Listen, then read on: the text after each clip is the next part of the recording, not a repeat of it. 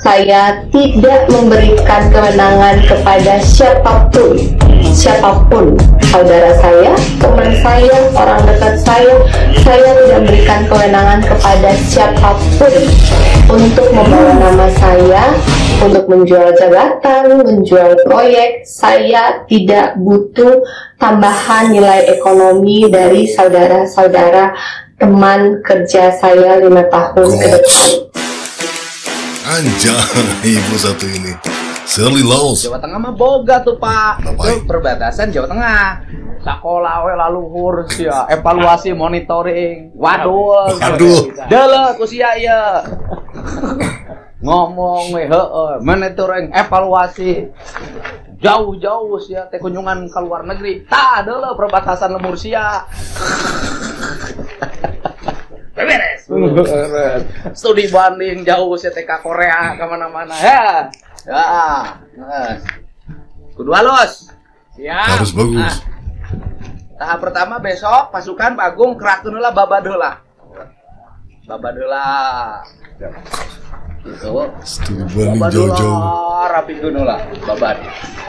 Terus yang kedua tugasin petugas outsourcing di dia. Pegawai.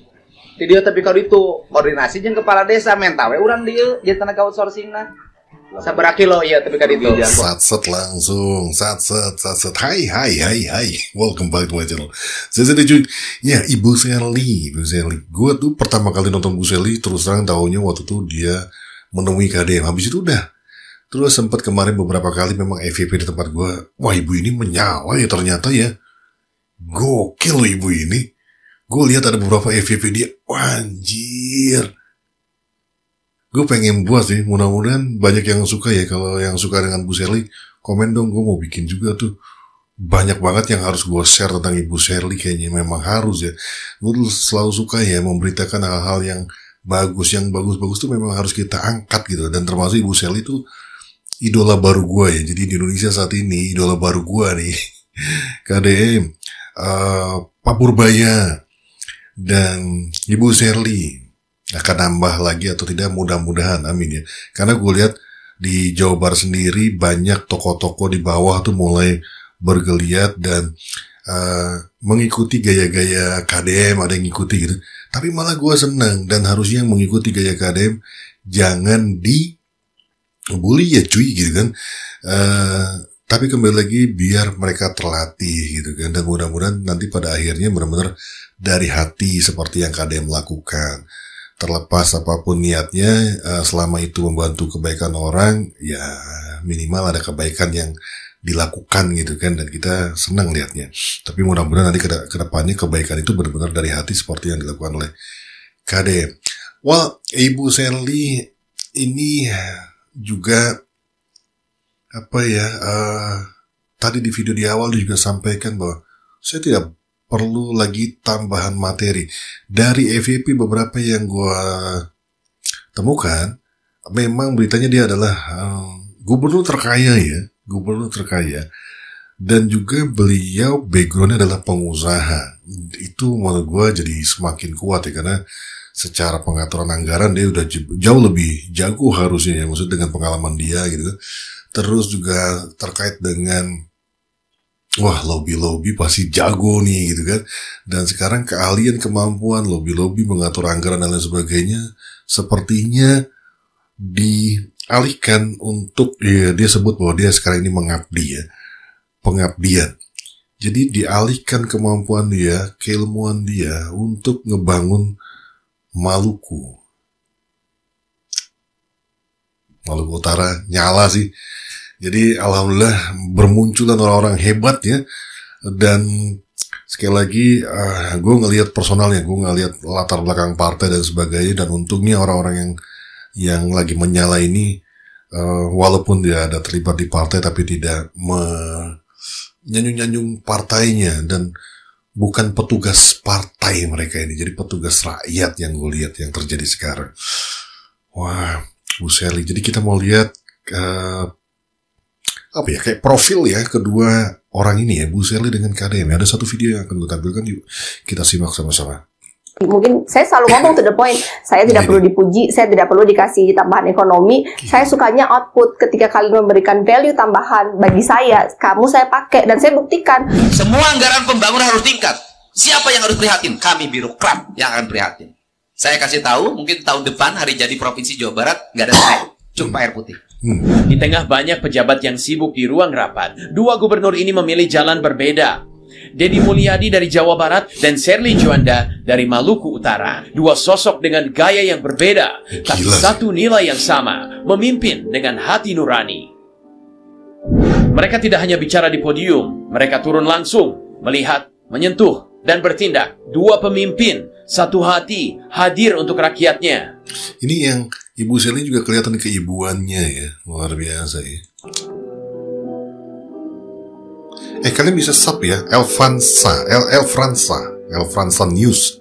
Deddy Mulyadi tumbuh dari kehidupan rakyat kecil. Ia paham bagaimana rasanya hidup tanpa fasilitas, tanpa kemewahan. Sementara Sherly dibentuk dari dunia sosial, dunia yang mengajarkannya arti mendengarkan dan memahami. Keduanya percaya, kekuasaan bukan untuk ditakuti, melainkan untuk melindungi. Karena bagi mereka, ketegasan tanpa hati hanyalah bentuk lain dari kesombongan.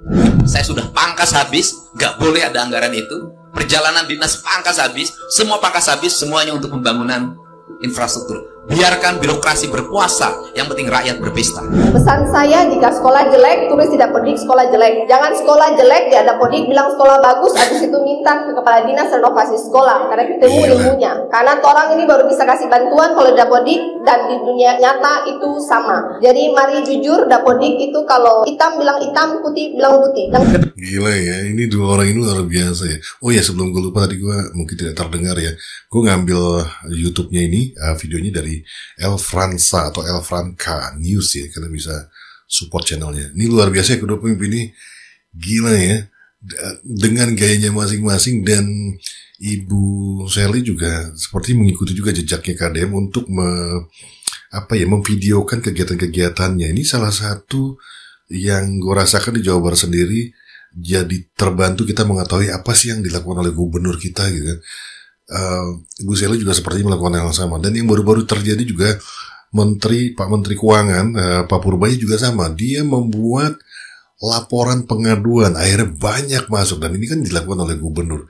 Kalau zaman dulu kita kenal mengenai aduan ini Pak Ahok ya, yang kalau pagi kantornya itu sudah ada orang yang nunggu untuk mengadu. Jadi walaupun ruangnya tidak semasif yang dilakukan Pak Deddy Mulyadi, atau sekarang udah keren lagi Pak Purbaya itu membuat aplikasi gitu ya, pengaduan gitu ya.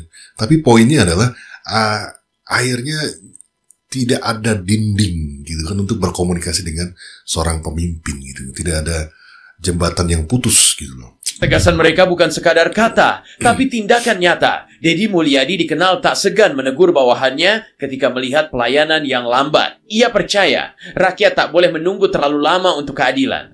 Kenapa masih banyak anak-anak di perempatan yang minta-minta, tidak sekolah, diperalat oleh orang tuanya? Kenapa dibiarkan? Nggak dibiarkan. Enggak ada tindakan sampai sekarang. Kita kan banyak kerjasama, Pak. Enggak. Ngomongnya jangan administratif, dengan saya teknis. Ya, kenapa dibiarkan? Kan gubernur udah ngasih contoh tuh, orang dibawa, ibunya sekarang kerja tuh jadi tukang sapu di Gedung Pakuan. Lakukan itu. Siapa? Jadi kalau hanya kita kerjasama, kita nggak akan selesai, Pak. Malu, Pak. Ada dinas pemberdayaan perempuan, budak letik di kolong jembatan diantep. Wow. Sementara itu, Sherly menunjukkan ketegasan berbeda. Ia mengultimatum bawahannya untuk tidak memanfaatkan jabatannya untuk memperkaya diri. Sebab ia yakin jabatannya adalah bentuk pengabdian kepada masyarakat. Saya tidak butuh dipuji-puji. Saya tidak memberikan kewenangan kepada siapapun.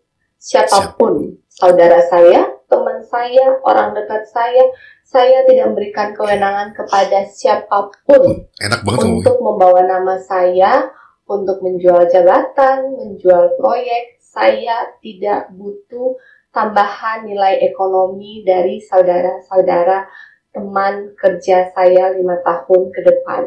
Nadanya enak banget ya, tapi jelek gitu. Jangan berbicara di belakang saya. Saya paling tidak suka orang yang bergosip tentang saya di belakang saya, apalagi mereka tidak mengenal saya. Dan saya tidak suka mengatakan hal berkali-kali. Saya tidak perlu marah untuk tidak suka. Dedi tegas dengan gaya spontan dan langsung. Gila. Shirley tegas dengan cara lembut namun berprinsip. Tapi Lembut keduanya tapi, sama dalam satu hal. Mereka tak takut mengambil keputusan. Bahkan ketika tak populer. Itu dia. Sini Pak. Maaf. Kan ini pasang unit harusnya dikasih lantai dasar, dikasih cor beton. Ini dikasih cor beton nggak? Ini kasih torpon yang apa? Enggak, ini nggak dikasih cor beton. Dia berani angkat Pak. Ya artinya kan belum dikasih cor beton. Harusnya unitnya jangan dulu dipasang, dicor dulu semuanya, baru dipasang. Loh kenapa oleh Bapak dibiarkan? Iya artinya, enggak, artinya si kontraktornya nyuri-nyuri. Bener nggak? Kan kontraktornya nyuri-nyuri, ya kan? Pada waktu Bapak lengah, tidak ada di lapangan, unitnya dia pasangin, padahal belum dicor. Bener kan? Betul akhirnya. Ketegasan saja tidak cukup, karena pemimpin sejati juga harus punya hati. Di dalam menjalankan tugasnya sebagai gubernur, Dedi sering duduk dan berbicara dari hati ke hati bersama masyarakat. Makan bersama rakyat kecil, bercanda dengan anak-anak, bahkan memeluk warga yang menangis karena penderitaan mereka. Nanti saya kasih obat, ibu bisa minum rutin nanti sembuh penyakit gulanya. Ya, yang sehat, doain Nur Hayati kuliahnya lancar kelar, nanti jadi manajer sesuai dengan harapan ibu ya. Makasih ya Pak.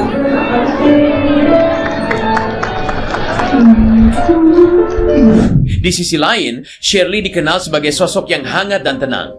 Ia datang langsung ke desa terpencil, berbincang tanpa jarak dengan ibu-ibu nelayan, mendengarkan keluh mereka dan hadir memberi solusi. Kalian sekolah di mana?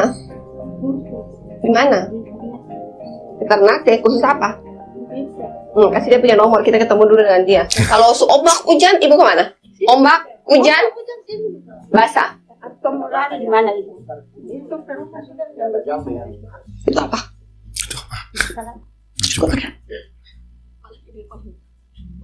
Di sini tuh Lucu banget sih. ada ibunya. 28 rumah. Halo, Ada bukannya ibu, tapi ibu tidak. mau tinggal di laut kah di darat?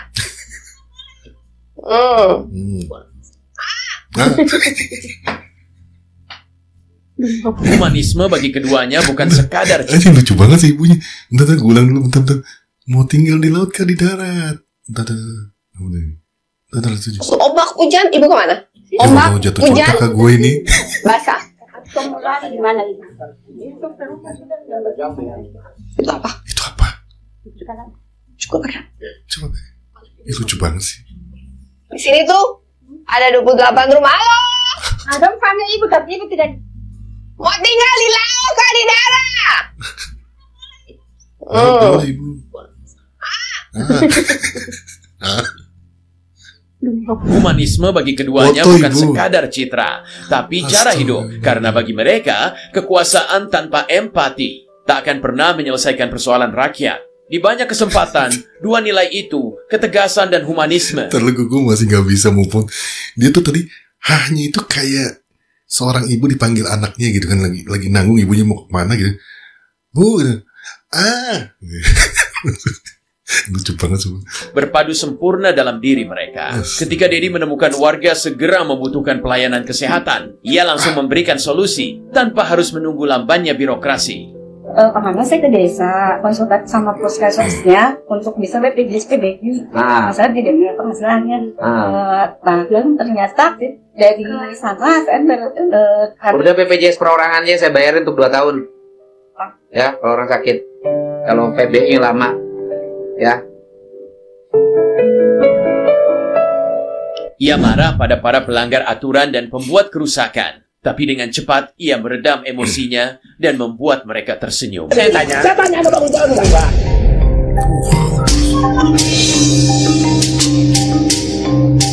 Wanian bapak ini satu.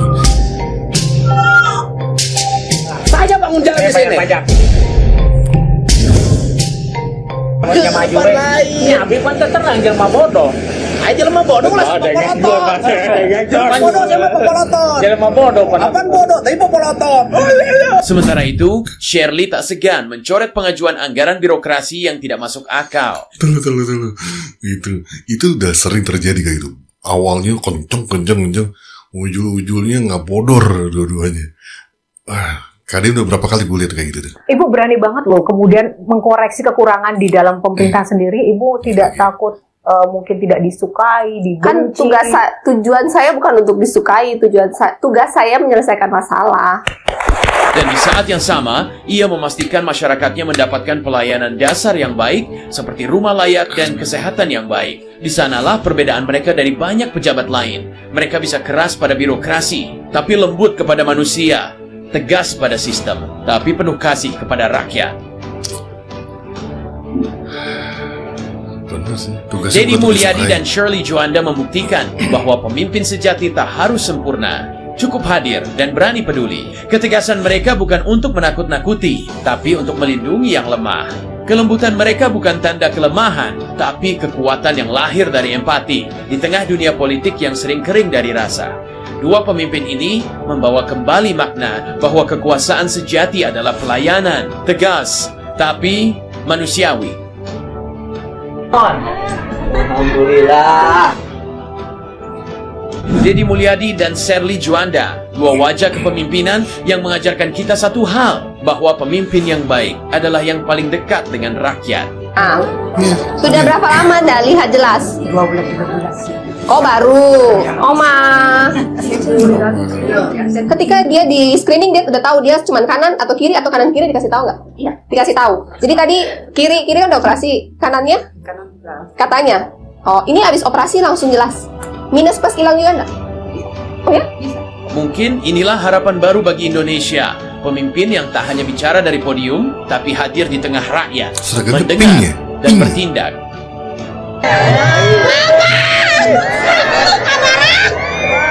Pink sama putih kan?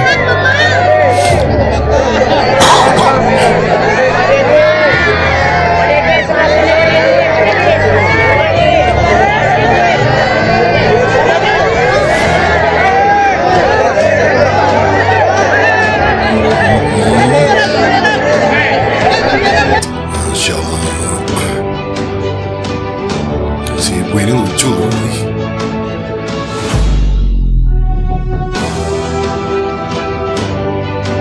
Ini kita butuhkan ya, pemimpin yang dekat dengan rakyat.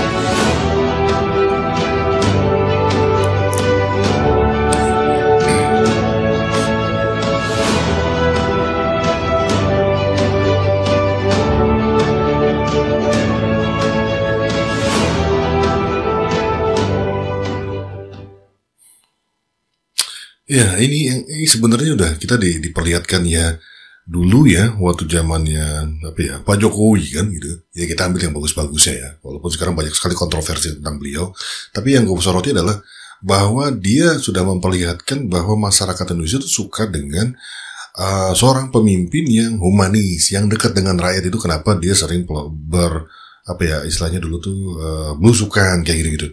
Sebenarnya dikasih tahu, gampang memikat hati rakyat Indonesia itu dengan kinerja, dengan tidak adanya batasan, maka dengan sendirinya suara rakyat akan mengalir.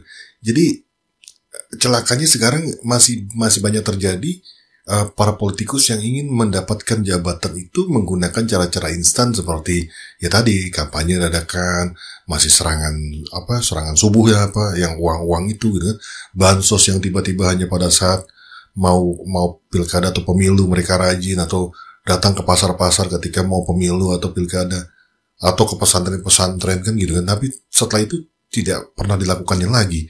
Tidak ada kontinuitas terhadap apa yang dilakukan. Dan dari situ akhirnya kita bisa melihat mana yang benar-benar dari hati, mana yang memang kegiatan itu ada kepentingan gitu. Nah kalau kita lihat dari Bu Shirley ini atau dengan KDM ini, banyak sekali dia turun ke lapangan dan benar-benar memanfaatkan waktunya untuk dekat dengan rakyat dan tidak adanya batasan. Dan ini akhirnya disukai oleh masyarakat. Jadi jangan salahkan kalau simpati masyarakat terus bertambah setiap hari. Jadi keren ya. Terus tadi Pak Deddy juga memperlihatkan bahwa memang ada yang bermasalah di Indonesia nih terkait dengan perilaku, gaya kerja.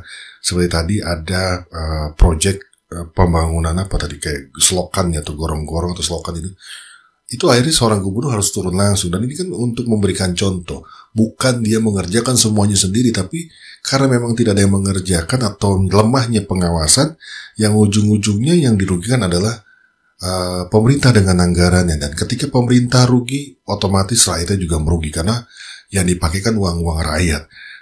Pak Deddy Mulyadi dengan jajarannya hanya menjembatani, hanya menyalurkan amanat dari rakyat. Uang rakyat tolong dipakai untuk membangun. Nah, Pak Gubernur dengan jajarannya bertanggung jawab untuk mengawasi. Tapi karena lemahnya mungkin di tingkat bawahnya, akhirnya Gubernur langsung turun. Karena ini konsekuensi sebagai seorang pemimpin ya. Dia harus memastikan bahwa semua pekerjaan dilakukan dengan baik. Dan buktinya terjadi tadi ada kecurangan-kecurangan dalam pembangunan cor selokan ya. Terus kita ada catatan, suka banget dengan pernyataan Ibu Sherly tadi. Tugas saya bukan untuk disukai. Itu gokil sih itu. Itu gokil banget sih pernyataan itu. Tugas saya bukan untuk disukai. Tugas saya adalah untuk menjalankan pemerintahan gitu kan. Untuk menjalankan peraturan, menertibkan peraturan dan sebagainya.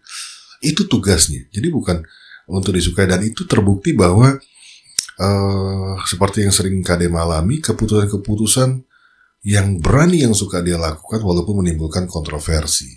Artinya ada yang tidak suka, tapi tetap harus diambil. Tidak sih guys, thank you for watching. Sampai ketemu di video gue kalian ya. Sehat-sehat buat kalian semua. Kalau suka dengan video-video Bu Sherly, nanti gue coba mau buat juga. Tulis di kolom komentar. So is a wrap. Bungkus.